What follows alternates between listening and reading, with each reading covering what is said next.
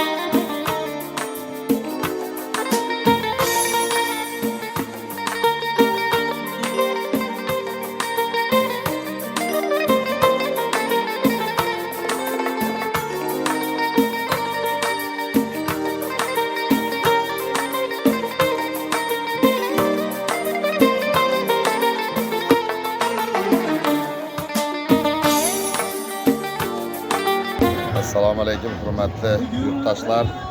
Yine bir gün tumanımızın merkezinde joylashgan istirohat bog'ida Navro'z ayyomuna bag'ishlangan tadbir boshlandi. Her qishloqqa belgilangan joyimizda, xuddi o'zimizning Qulonqarabaq qishlog'ina belgilangan joyimizda Navro'z ayyomi bir baraka olib keladigan ayyomlardan biri. Bahorning boshlanishi.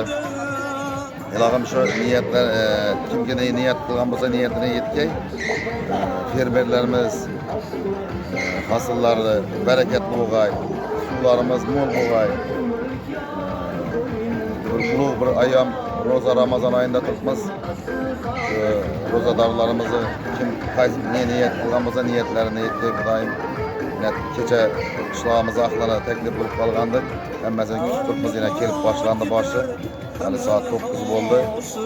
Onda başlıca tedbirimiz Xudo xolasa hammani kutib qolamiz.